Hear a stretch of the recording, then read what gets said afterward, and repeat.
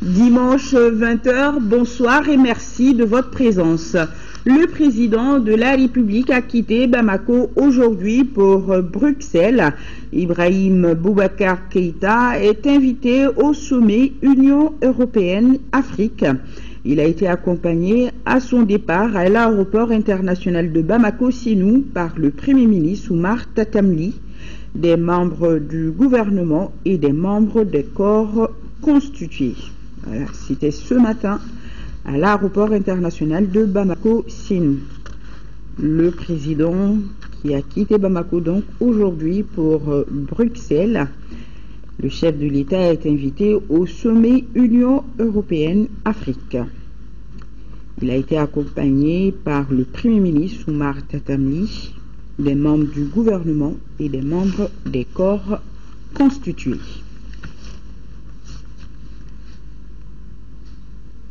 Le président qui quittait donc Bamako ce matin pour Bruxelles, accompagné par le Premier ministre Oumar Tatamli à l'aéroport international de Bamako-Sinou. Le président va prendre part à Bruxelles au sommet Union européenne-Afrique. Un mot sur les travaux de la 44e session ordinaire de la conférence des chefs d'État et de gouvernement de la CEDEAO qui ont pris fin hier à Yamoussoukro. La rencontre a été sanctionnée par un communiqué final lu ici par le président de la commission de la CEDEAO, Désiré Ouédraogo. Il est au micro de nos envoyés spéciaux Adama Kamara et Amadou Sankari. Au titre de la paix et de la sécurité, les chefs d'État et de gouvernement notent avec satisfaction la consolidation progressive des processus de transition dans la région, manifestée à travers la conclusion réussie des élections présidentielles et législatives au Mali, la tenue pacifique des élections législatives en Guinée et au Togo, ainsi que les avancées significatives enregistrées vers la tenue des élections générales en Guinée-Bissau. Dans la perspective des importantes élections prévues en 2015, au Burkina Faso, en Côte d'Ivoire, en Guinée, au Nigeria et au Togo, la conférence exprime sa ferme détermination à contribuer à ce que ces scrutins se tiennent dans un environnement paisible, consensuel et en conformité avec les normes régionales. Profondément préoccupés par les effets dévastateurs de l'extrémisme violent et de la recrudescence des crimes transnationaux organisés, notamment le terrorisme, la piraterie, les trafics d'êtres humains, d'armes et de drogue, les chefs d'État et de gouvernement condamnent avec force les atrocités continuellement perpétrées par des réseaux terroristes et criminels dans la région, en particulier au nord du Mali et au nord du Nigeria. Ils réaffirment leur engagement résolu à lutter contre ces fléaux et exhortent les États membres et les partenaires à intensifier à cette fin les efforts concertés. Pour rendre hommage à leur engagement à la cause de la paix et de la sécurité en Afrique de l'Ouest, les chefs d'État et de gouvernement ont décoré le général Soumaïla Bakayoko, chef d'état-major de la République de Côte d'Ivoire et président en exercice des chefs d'état-major de la CEDEAO, le général de division Chéhou Ousmane Abdul Kadir, commandant des forces de l'AFISMA, ainsi que feu le général de brigade Yaye Garba, commandant adjoint de la MISMA à titre posthume. Il décide d'honorer également les vaillants soldats qui ont risqué leur vie au service de la MISMA. La conférence s'associe au témoignage de reconnaissance que son Excellence Ibrahim Boubacar Keïta, président de la République du Mali, a adressé au nom du peuple malien et du gouvernement malien à leurs Excellences Alassane Ouattara, président en exercice de la conférence, Blaise Compaoré, médiateur de la CEDEAO pour le Mali, Goodluck Ebele Jonathan, médiateur associé pour le Mali, Thomas Boni Yahi, ancien président en exercice de l'Union africaine, et Kadri Désiré Ouédraogo, président de la Commission, en leur décernant des distinctions pour leur contribution exceptionnelle au dénouement de la crise dans son pays. La conférence remercie son Excellence Ibrahim Boubacar Keïta pour cette marque de considération à l'endroit de la CEDEAO. Les chefs d'État et de gouvernement se félicitent de la signature du mode opératoire sur le cantonnement des groupes armés et exhortent toutes les parties prenantes de l'accord préliminaire de Ouagadougou à assurer sa totale mise en œuvre. À cet égard, ils réitèrent leur appel à tous les groupes armés non étatiques du Mali pour qu'ils déposent les armes, se soumettent au cantonnement et participent à la recherche d'un règlement pacifique des différends dans le cadre du dialogue inclusif national. La conférence encourage le gouvernement du Mali à assumer la pleine responsabilité de la tenue du dialogue inclusif intermalien devant favoriser la réconciliation nationale avec l'appui de la CEDEAO et de la communauté internationale et à en diligenter les préparatifs. Le sommet félicite son Excellence Ibrahim Boubacar Keïta, président de la République du Mali, et son gouvernement pour les efforts engagés en vue de la préservation de l'intégrité territoriale du Mali, de la reconstruction nationale, ainsi que de la promotion de la bonne gouvernance, de l'état de droit, du respect des droits humains dans le pays. Le sommet encourage le gouvernement du Mali à poursuivre la lutte contre l'impunité, les violations graves des droits humains ainsi que la corruption dans le strict respect de l'état de droit. La conférence entérine les conclusions du Conseil des ministres sur la revue a posteriori des initiatives et réponses de la CEDEAO à la crise multidimensionnelle du Mali. Sur la Guinée-Bissau, la conférence adresse ses félicitations au président par intérim, son Excellence Manuel Serifo Namadjo, au gouvernement de transition, à l'Assemblée nationale populaire et à toutes les parties prenantes du processus de transition en Guinée-Bissau pour leur abnégation et leur sens du compromis, qui ont permis au pays d'avancer progressivement vers la tenue des élections générales prévues pour le 13 avril 2014. Elle les exhorte à maintenir le même état d'esprit et la même attitude pendant et après le scrutin. En marge des travaux de la conférence des chefs d'État et de gouvernement de la CEDEAO, le président de la République a rencontré les Maliens vivant en Côte d'Ivoire. Lors de la rencontre, le chef de l'État a rappelé l'indivisibilité du Mali. Il a aussi demandé à la communauté malienne de rester soudée pour le bonheur du peuple malien.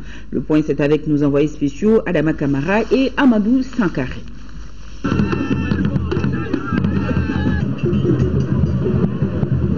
En République de Côte d'Ivoire vivent plus de 3 millions de nos compatriotes. On les retrouve dans presque tous les secteurs de développement de ce pays d'accueil. Pour cette visite du président de la République à Yamoussoukro, nos compatriotes se sont mobilisés pour saluer ce déplacement du chef de l'État. Après cet accueil populaire, IBK a rencontré la forte communauté malienne. Au cours des échanges, les Maliens de Côte d'Ivoire ont sollicité l'appui du président de la République pour la mise en place d'un fonds d'appui pour soutenir ceux d'entre eux qui ont tout perdu pendant la crise ivoirienne.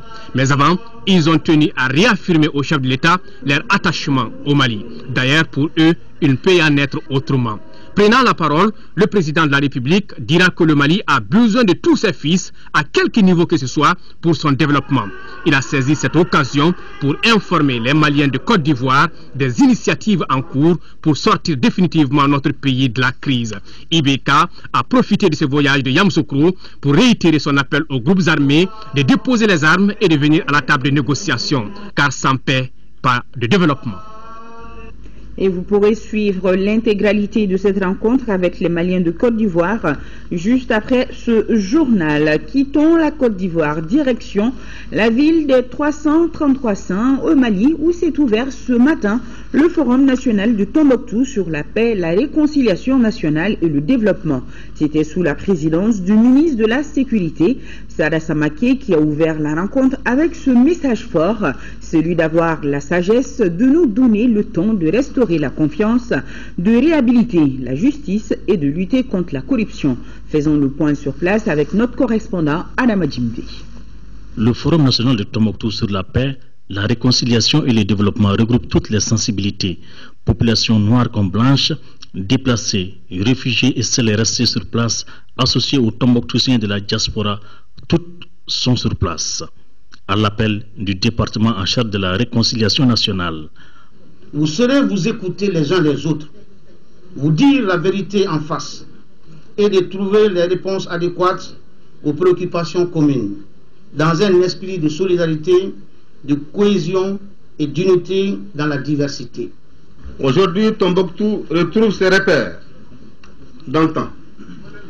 Après une longue période de turbulence et d'occupation par des envahisseurs obscurantistes, il me plaît de saluer la mobilisation de tous les segments de la société malienne qui ont pu parvenir à la paix, à la cohésion entre toutes les communautés liées par un destin commun et le même sang.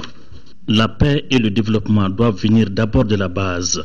C'est pourquoi le ministre en charge de la décentralisation, le président du Haut Conseil des collectivités et certains anciens ministres sont de la partie.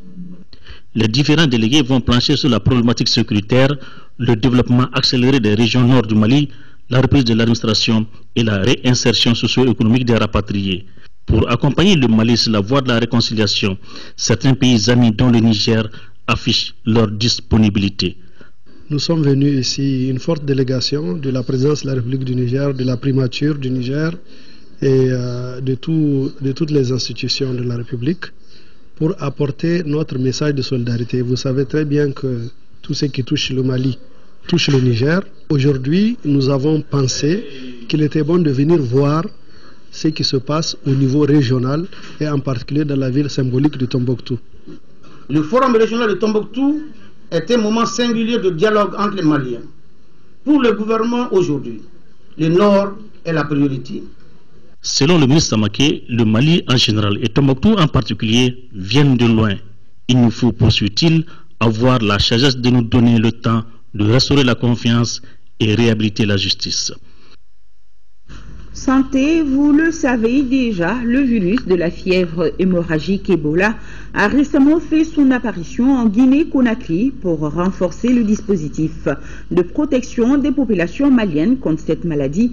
L'Organisation mondiale de la santé, OMS, a remis ce matin au ministère de la Santé 5000 kits de prévention contre le virus de l'Ebola.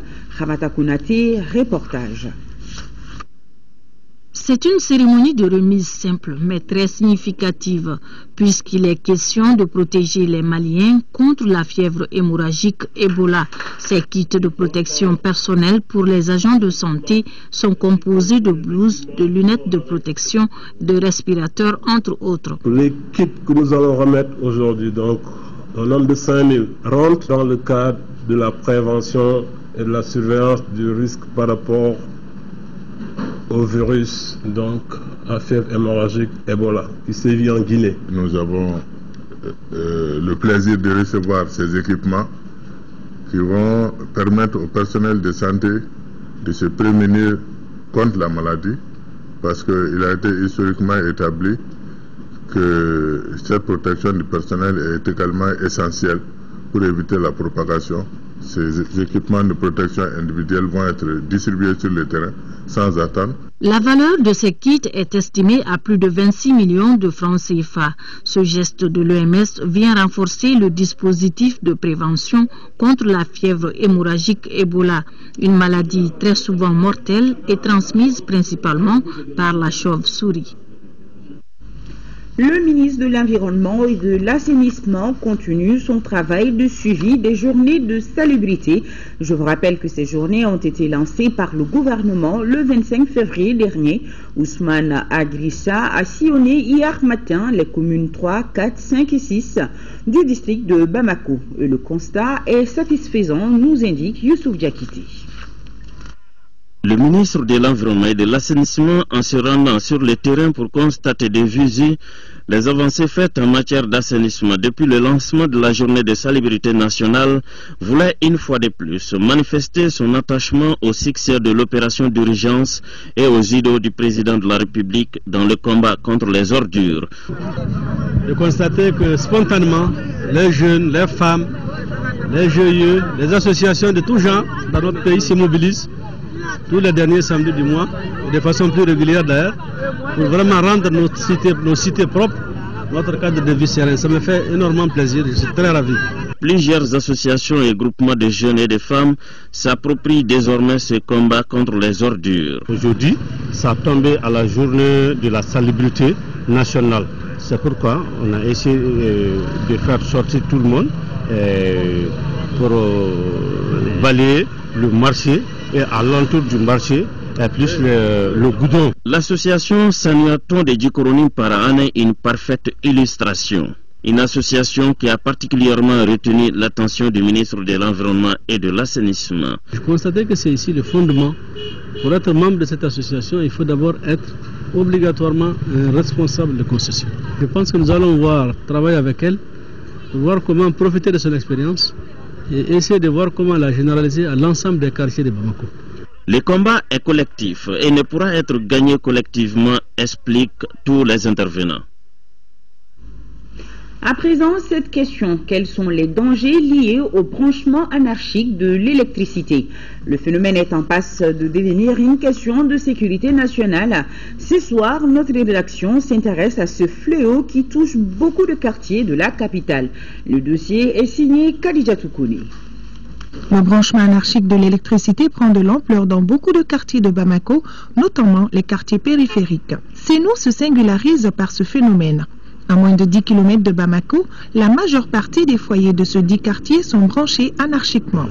Les fils électriques traînent partout et pas besoin de poteaux électriques, une simple branche d'arbre peut faire l'affaire. Tout le monde achète des fils, souvent des fils de 4 km. Et puis chaque famille a un sous-compteur. Un seul compteur, il y a à peu près 30 familles. 30 familles pour avoir au moins la lumière. L'énergie du Mali est-elle au courant de ces branchements illicites? Pour répondre à votre question, à savoir si nous sommes au courant, oui, nous sommes au courant. Et les branchements anarchiques en électricité sont des installations qui sont combattues par EDMSA. En tout cas, pas tolérées. Et pour 3 faits majeurs. D'abord, ça dégrade l'image de la société, parce que ce n'est pas normé. Ensuite, ça dégrade la qualité du service fourni aux abonnés normaux. Et troisième facteur, eh bien, c'est sujet à tous les risques que ça peut créer, risque d'incendie, d'électrocution. Si ce n'est pas les agents de l'énergie du Mali, qui peut donc favoriser ces branchements? Certainement pas l'énergie du Mali, mais nous les voyons. Les premiers responsables, les autorités municipales. L'EDM est au courant de tout ce qui se passe ici à Sénou. La bonne preuve est que les factures nous arrivent mensuellement et on sait à travers le montant qui est sur ce paquet, il y a une grande consommation. Et une grande consommation, ça ne peut pas se faire avec un seul ménage. C'est quand même eux qui gèrent la population, c'est eux qui sont nantis de leur confiance. Nous sommes un opérateur en charge de la production, du transport, de la distribution et de la commercialisation de l'électricité. Il y a les agents de l'EDM et il y a d'autres personnes qui font ces branchements. À cause de ces branchements anarchiques, 2 personnes ont été électrocutées ici à Sénou.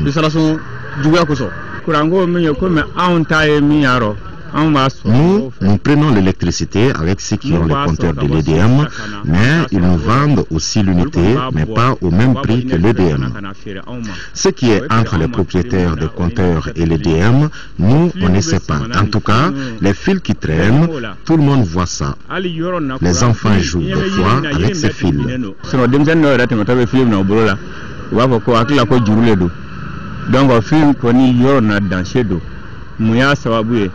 En tout cas, nous sommes en danger, mais on n'a pas le choix. L'EDM est au courant. Le phénomène perdure. Quelles sont alors les mesures prises par la structure? L'entreprise, elle seule ne peut pas, parce que le phénomène a pris de l'ampleur aujourd'hui. Et hélas, c'est par action conjuguée qu'on peut mettre fin. C'est pour ça qu'il y a un programme qu'on appelle le PASE, le projet d'appui au secteur de l'électricité, qui a une grande composante d'accroissement de la desserte, c'est-à-dire d'étendre le réseau afin que tous ces quartiers puissent bénéficier de réseaux normés et pour mettre fin au phénomène du branchement anarchique. Et qu'en est-il pour les élus locaux qui sont quand même les premiers responsables de la population? Nous sommes quand même impliqués pour sensibiliser la population afin quand même de prendre les dispositions pour éviter certains accidents. Certains comprennent, mais vous savez, ce n'est pas facile avec la population. C'est en tout cas la vie et les biens des milliers de personnes qui sont en danger.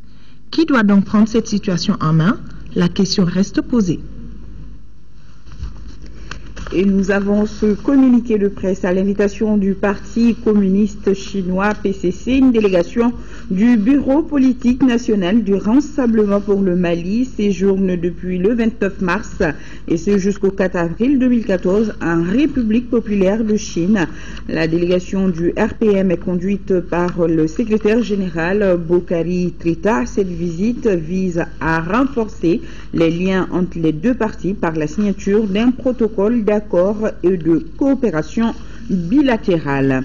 Sur un tout autre registre, la société Tam Voyage veut promouvoir le tourisme de vision et l'écotourisme des faunes du Banifing Baoulé et de Souzan dans les cercles de Bourni et Dioïla. Pour arriver à cet objectif, ces responsables demandent l'appui de l'Agence de l'environnement et du développement durable, nous dit Daouda Silikidjara. Transfert des compétences. À travers un partenariat gagnant-gagnant, l'État et la société Tam Voyage se donnent la main pour entreprendre des actions visant la conservation et l'utilisation durable des ressources naturelles. Dans le cadre de ce partenariat public-privé, les deux parties ont signé depuis le 6 mai 2013 un contrat d'ammunition. C'est là pour faire des aires de conservation de la faune et de son habitat dans la forêt classée de la Faya, la réserve partielle de faune du Banifing Baoulé dans les cercles de Bougouni et du Souzan dans les cercles de Dioïla. Il nous a fallu 7 ans de lutte pour faire comprendre aux autorités qui gèrent la forêt qu'il faut intégrer le secteur privé pour pouvoir faire la lutte ensemble. Parce que nous sommes plus proches de la population. Afin de mieux assurer la gestion des forêts Tam Voyage Sarl a besoin de l'expertise de l'Agence de l'environnement et du développement durable. Notre mission dans ce travail-là, c'est de chercher à faire comprendre, de chercher à faire connaître, en tout cas cette initiative qui est une initiative nouvelle, ce qui est une initiative, en tout cas, qu'on pourrait effectivement transporter dans d'autres zones de notre pays. À travers l'aménagement et la gestion des aires de conservation des ressources naturelles, la société Tam Voyage va promouvoir le tourisme de vision et l'écotourisme, ce qui peut sauver le patrimoine naturel et tout en contribuant aussi au développement local. Les expositions en faveur de la 3e édition du Salon artisanal de Bamako se poursuivent au Palais de la Culture. Ils sont plusieurs exposants venus du Mali et d'ailleurs. À prendre part à cette 3e édition, on y trouve divers articles et objets qui ont de la valeur et qui font la valeur et la fierté africaine. Le reportage de Youssouf Djakiti.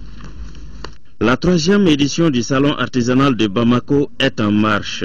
Un lieu de rencontre d'affaires et surtout d'échanges culturels pour les artisans du Mali et ceux de la sous-région. Nous sommes arrivés avec les produits traditionnels tels que l'asthme, l'ulcère, le diabète, la prostate. On a même pour les hémorroïdes, les infections. Ici, c'est la tradition, c'est uniquement les feuilles et les plantes qui ont été utilisées. On a amené nos produits transformés, par exemple du djouka, fougnou, bachimougou, degedjalan, et puis des instantanés, gingembre, et puis da instantané, et puis il y a des gâteaux aussi, vous voyez, de l'arachide aussi. Là, on y rencontre plusieurs spécialités, comme celle-ci qui s'occupe de la parure pour femmes. Là, ce sont des pics-cheveux que nous prenons, nous les dames, pour orner nos coiffures. Et puis là, c'est une coiffe que j'ai portée en échantillon pour montrer aux Maliennes que nous avons amené de bonnes choses, de belles choses. Nous avons également rencontré la présidente de l'association des femmes veuves et enfants déshérités de Sabaliboukou. Elle nous explique que l'Afrique, particulièrement le Mali, traverse actuellement une période de profonde mutation, tant socio-économique que culturelle. C'est dire donc, précise-t-elle, que nous devons faire face à la transformation et à la valorisation de nos produits locaux, particulièrement le coton. Et le Sataba 2014 en est une parfaite illustration. Ça se passe au Palais de la Culture Amadou Pateba. Afrobaromètre, en collaboration avec le groupe de recherche en économie appliquée et théorique, vient de procéder à la restitution des résultats d'une enquête menée au sein de la population malienne.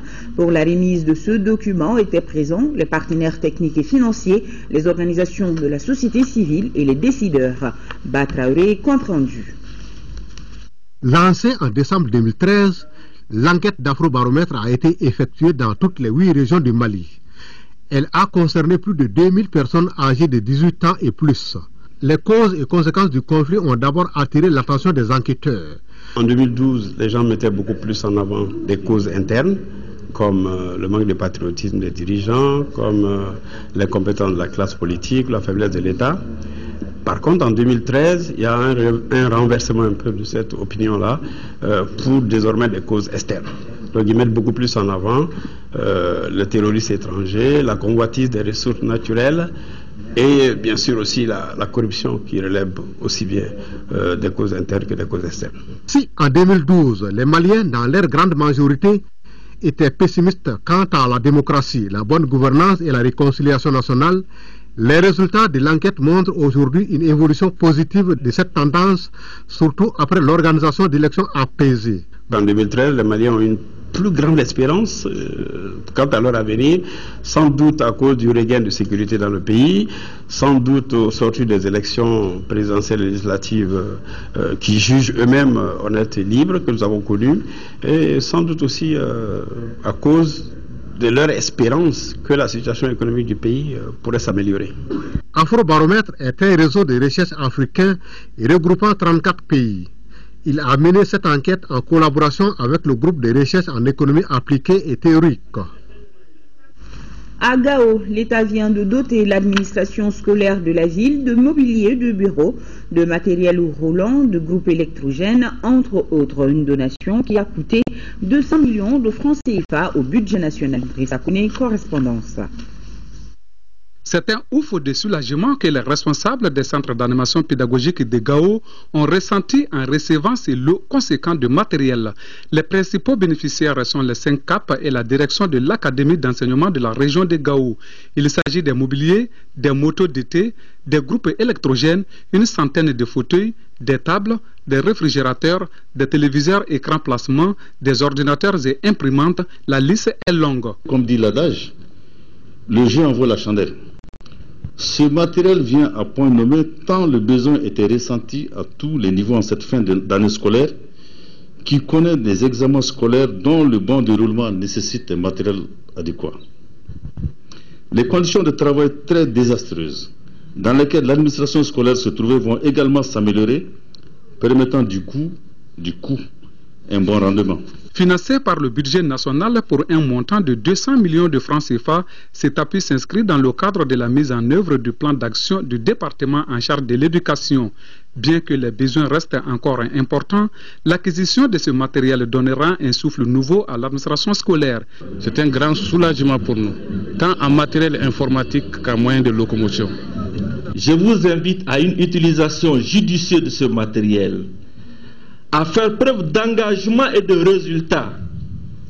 Il nous faut être méritants vis-à-vis de l'État qui ne ménage aucun effort pour améliorer nos conditions de travail et de vie. Tout vient à point nommé pour celui qui sait attendre. Notre État n'a point oublié ses fils que nous sommes. Les responsables scolaires n'ont pas manqué de remercier les partenaires dont l'UNICEF, le PAM, Save the Children, LuxDevi, Plan Mali, IRC, les ONG locales, les collectivités territoriales et les communautés de Gao. Lancement à Djoro par l'ONG Groupe d'appui au développement à la base d'un projet de lutte contre l'insécurité alimentaire, la faim et la malnutrition de 113 millions de francs CFA. C'est le coût du projet, un financement Mali-Canada. Amagire Ogobaradulo, reportage. Ce premier coup de pioche marque le lancement du projet de réduction de l'insécurité alimentaire, de la faim et de la malnutrition dans les villages de Djoro et de Garo. Ce dernier est de la commune rurale de Saint-Zanan. Il s'inscrit en droite ligne de la mise en œuvre de la politique nationale de développement agricole, consacrée aussi et surtout à un processus innovant de développement privilégiant l'équité du genre. D'une enveloppe totale de 237 millions de francs CFA financée par le Fonds commun de développement Mali-Canada, ce projet aménage un périmètre risicole de 50 hectares en maîtrise totale d'eau à Djoro et un périmètre maraîcher à Garo au bénéfice de 70 productrices. Cet appui du Canada est en lien direct avec les efforts du gouvernement de la République du Mali en matière de réduction de la pauvreté. Basé sur le principe de participation responsable des populations bénéficiaires, les travaux d'aménagement seront exécutés sous forme de haute intensité de main-d'œuvre, surtout des jeunes. Au nom de tous les personnels du GADB, je m'engage solennellement à respecter scrupuleusement toutes les causes de l'entente bipartite. Les différents intervenants à cette cérémonie se sont engagés également à réussir le projet. D'un lancement à un autre, celui-ci a trait au projet d'assainissement de la commune de Gori-Djafounou dans le cercle de Yelimani, financé à plus de 10 millions de francs CFA par les migrants de Gori en France et la mairie de Paris. Ce projet vise à changer le comportement des populations pour favoriser l'assainissement et les mesures d'hygiène individuelle. De Caille, le compte-rendu de Kansoutou Kanouti. C'est dans la joie que sont sortis massivement ce samedi 29 mars 2014 les populations des 10 villages de la commune rurale de Gori-Djafounou pour assister au lancement du projet d'assainissement de Gori. Initié par la commune de Gori et financé par la mairie de Paris et de Grand, par l'association des femmes de Gori en France et l'association communale de Gori en France, ce projet a coûté plus de 10 millions de francs CFA. Le projet d'assainissement de Gori, dont la gestion est confiée à l'association communale de Gori, est un défi à relever pour l'ensemble de la population de Gori. L'assainissement, c'est l'affaire de tout le monde, et les femmes, les enfants, ainsi que la population. Que tout le monde soit beaucoup investi et que tout le monde prend ce projet d'assainissement à cœur pour que vraiment on puisse développer la commune ensemble. Ce projet vise essentiellement à l'amélioration des cadres de vie dans le village de Gori comme objectif spécifique. Dans sa phase active, à savoir l'enlèvement des ordures ménagères et leur traitement. Le préfet du cercle de Yelimani a quant à lui invité les populations à s'approprier ce projet afin d'assurer leur bien-être, car selon lui, qui parle d'assainissement parle de santé. Les autorités présentes ont tour à tour remis ensuite des poubelles aux récipiendaires. À noter que ce sont 10 ânes, 300 poubelles et 5 charrettes qui sont désormais à la disposition de toutes les populations de la commune rurale de Gori-Djafounou. Visite de terrain dans les cercles de Mopti, Bankas et Koro des membres du comité de pilotage du programme d'appui au secteur agricole du Mali, PASSAM, en prélude à leur 9e session. Yacouba Maïga, les détails. Cette visite de terrain à Koro, Bankas, Konna, Sampara et Mopti s'inscrit dans le cadre des activités préparatoires de la 9e session du comité de pilotage du programme d'appui au secteur agricole du Mali prévue le 2 avril prochain. Elle a porté sur les réalisations faites par le PASAM en termes d'infrastructures, d'équipements et de matériel en faveur des organisations professionnelles agricoles et sur les filières agricoles prioritaires comme l'échalote et le sésame. Les infrastructures demandées réellement par les producteurs ont été réalisées à souhait, que ce soit les parcs à vaccination, les aires d'abattage, les unités de transformation de sésame, l'unité de transformation de l'échalote, les sites maraîchers avec pompes solaires et avec châteaux, des magasins. Il y a un retard accusé par certains fournisseurs dans la livraison des équipements. Et également, il y a la formation qui traîne un peu, mais on a donné des instructions pour que tout cela puisse se faire dans les meilleurs délais. Outre ces réalisations en faveur des producteurs agricoles, la coopération danoise à travers le PASAM a doté la Chambre régionale d'agriculture de Mopti et toutes ses délégations locales de sièges équipés avec toutes les commodités, de même que la direction régionale de l'agriculture de Mopti et le secteur d'agriculture de Bandiagara. Améliorer le statut nutritionnel des femmes et des moins de 2 ans dans la région de Sikasso. C'est l'objectif du projet USAID et Hygiène lancé à Sikasso. Sekou Konaté, les détails. En initiant le présent projet, Le gouvernement de la République du Mali, avec l'appui de l'USAID, veut accroître l'adoption des comportements optimaux soutenant la nutrition, la santé, l'assainissement et l'hygiène, la production et l'accès aux aliments riches en nutriments et améliorer l'offre de services nutritionnels de prise en charge de la malnutrition aiguë. Ce projet de 5 ans vise à améliorer l'état nutritionnel de plus de 53 000 enfants de moins de 2 ans et 13 000 femmes en âge de procréer dans la région de Sikasso par la mise en œuvre d'activités en faveur de la nutrition, de l'hygiène et de l'assainissement. Le projet qui sera mis en œuvre par le consortium Save Children SNV couvrira 10 districts sanitaires de la région de Sikasso, une région qui enregistre le plus fort taux de malnutrition aiguë chez les enfants, un paradoxe au regard de son potentiel agricole. Save the Children accompagne cette région depuis un certain temps. Je voudrais simplement souligner que ce projet de USAID que nous allons mettre en œuvre en partenariat avec la SNV est un projet qui va continuer et renforcer ce que nous faisons donc déjà pour les enfants dans la région. Une initiative sanitaire qui coûtera plus de 4 milliards de francs CFA. Il me plaît de saisir l'heureuse opportunité pour adresser au nom de hautes autorités nationales nos vifs et sincères remerciements à l'endroit de tous les partenaires techniques et financiers, singulièrement à l'USAID.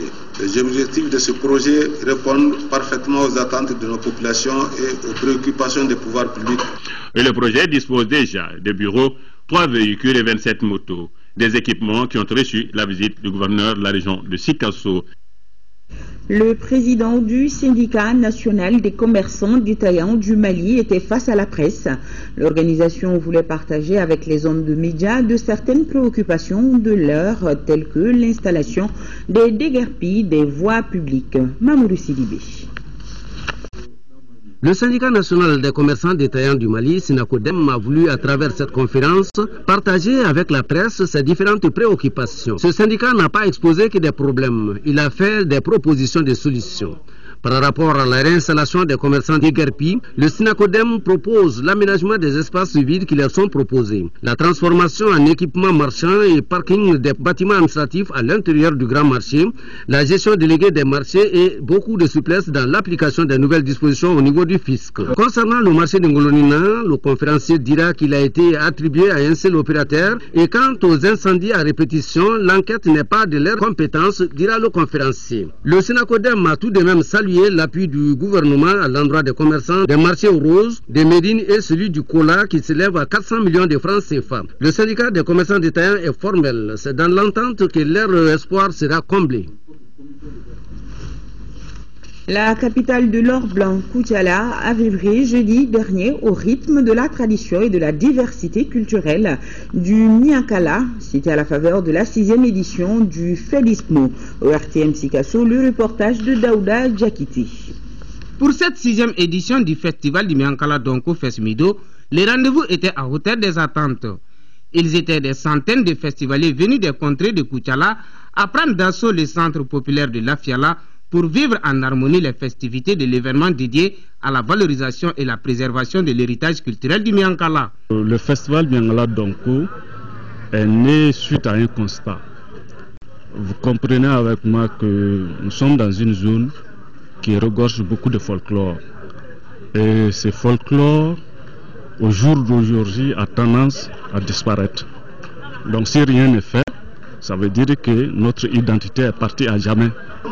Du Nyogo de Oula au balafon de Mobali Keïta en passant par le Komodounou de Pokoso et le Doukan, pendant 4 heures d'horloge ont permis au public de découvrir toute la richesse culturelle du Niankala. Et les autorités apprécient. Au-delà de son aspect festif, ce festival est un véritable outil de développement.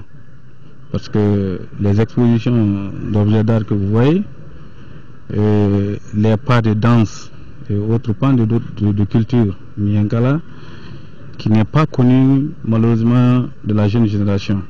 Donc c'est une occasion pour toute la population de découvrir cette riche culture Nianga et d'en tirer profit et de transmettre cette connaissance à la génération future. Occasion pour les organisateurs de rendre un hommage mérité à la marraine Keita Maïga, épouse du chef de l'État, la ministre de l'Artisanat et du Tourisme Aïssata Bengali et les autres partenaires pour leur accompagnement. À rappeler que cette 6e édition du FESMIDO était placée sous le signe de la paix et de la réconciliation nationale. Ce rendez-vous à retenir avant d'ouvrir la page sport. Le statut de l'opposition, c'est le sujet de votre émission Questions d'actualité de ce dimanche soir. Les échanges portent essentiellement sur pourquoi faut-il un statut pour les partis politiques de l'opposition. Le RPM, l'URD, SADI et le Forum des organisations de la société civile sont les invités de cette émission. Questions d'actualité, c'est après ce journal et la page du PMU Mali. Sport, football, qualification du Djoliba AC pour le tour de cadrage de la Coupe CAF. Les Rouges de RMA Kono ont battu Wadi Degla d'Égypte au tir au but 3-2. Le résumé du match, c'est avec Silagatou Sissi. Le miracle a eu lieu. Le Djoliba AC se qualifie pour le tour de cadrage de la Coupe de la Confédération. Les supporters en communion saluent la prestation des héros du soir. Battu 2-0 au Caire par Wadi Degla Sporting Club d'Égypte, le Djoliba AC a remis les pendules à l'heure en inscrivant 2 buts, tous en seconde période. 60e minute, Amara Malé en extension sur un travail remarquable du latéral gauche Abdoulaye Traoré trompe l'expérimenté gardien Essam El Hadari. 70e minute, Hamidou Siniako sur un centre à ras de terre d'Amara Malé surgit et catapulte le ballon au fond des filets. 2-0. Le Djoliba AC revient de loin. Comme le prévoit le règlement, place au tir au but. Le Djoliba AC l'emporte 3-2 et se qualifie pour le tour de cadrage de la Coupe de la Confédération. On a cru vraiment du début jusqu'à la fin, c'est ce qu'on s'était dit. Donc pourquoi ne pas croire à notre chance? Parce que vraiment vu le match aller, c'est vrai on a perdu 2-0, mais de laquelle manière? Je dédie ça à tous les supporters du Djoliba. Depuis le début, je sentais que cette équipe égyptienne manquait sur le plan physique. Et on les a rythmés un peu en première mi-temps. Et après, ils sont tombés un peu dans le chaos physiquement. Les Rouges disputent ce passage obligé avant la phase lucrative de poule. Le Djoliba AC connaîtra son adversaire à l'issue du tirage au sort ce mardi au siège de la CAF. Félicitations au Djoliba, mais pas de miracle pour l'AS Real en Ligue des Champions. Tenu en échec à Bamako il y a une semaine, le Real a été battu cet après-midi par l'Espérance de Tunis, 3-0.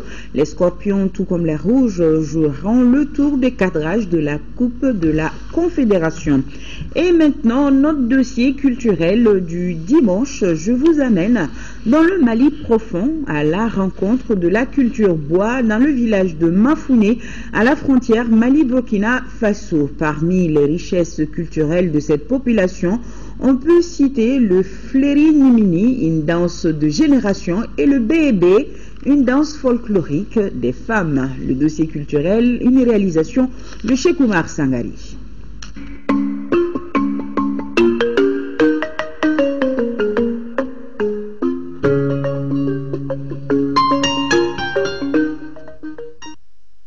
Mafouné, chef-lieu de la commune qui porte son nom dans les cercles de Tominia. Nous sommes à 5 km de la frontière et le premier village du Burkina Faso, Ben, est à 7 km. Ici vit une communauté bois appelée les Nina. Parmi les us et coutumes des bois de Mafouné, il existe plusieurs danses traditionnelles comme le Flérinimi. Cette danse s'exécute entre le mois de décembre et février. Nous l'appelons Flérinimi. C'est par groupe de générations qu'on danse le Flérinimi, uniquement les membres de la même génération. Les parures des danseurs du Flérinimi sont à base de kori. Contrairement à certaines danses qui sont pratiquées lors de l'ouverture de la brousse en prélude de l'hivernage, le Flérinimi est une danse qui intervient après les récoltes. Il est exclusivement dansé par génération.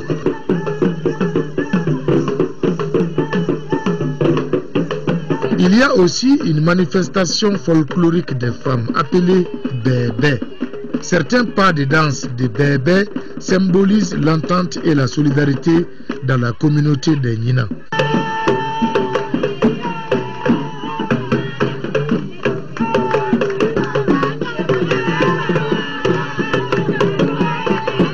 D'autres sont beaucoup plus physiques comme celle-ci, surnommée Mali Don ou la danse du Mali. Dans les zones frontalières, l'attachement au patrimoine et au Mali est une question de fierté. Ces pas de danse font partie de nos traditions. Les femmes font la fête du bébé au début du nouvel an. Au sein de cette communauté, le grenier est essentiel dans la stabilité de la famille.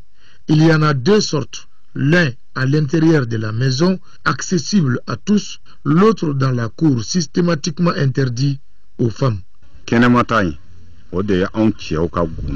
Le grenier de l'extérieur est pour nous les hommes. C'est notre secret.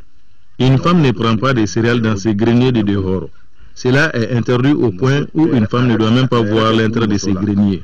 Par contre, celui de l'intérieur est accessible à tous, hommes et femmes à la fois. Le village de Mafouné n'est pas à l'abri de la déperdition de nos us et coutumes. Il y a de ces us et coutumes de notre village que moi-même je ne connais pas. Je peux dire que même certains, plus vieux que moi, ignorent ces pratiques culturelles qui disparaissent ainsi.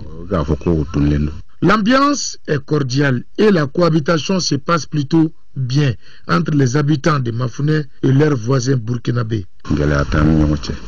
La collaboration se passe bien entre nous. Il y a beaucoup de choses qui nous lient, comme le mariage, les travaux champêtres. Pour maintenir le sourire aux lèvres dans le village, le griot est constamment à l'œuvre.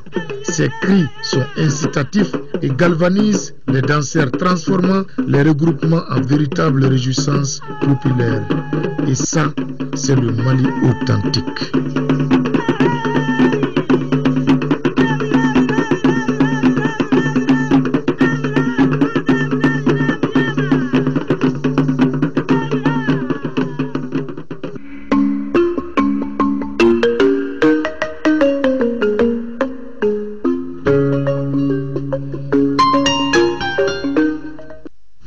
Voilà le Mali dans toute sa splendeur et sa diversité. Merci à toi, Cheikh Oumar Sangaré.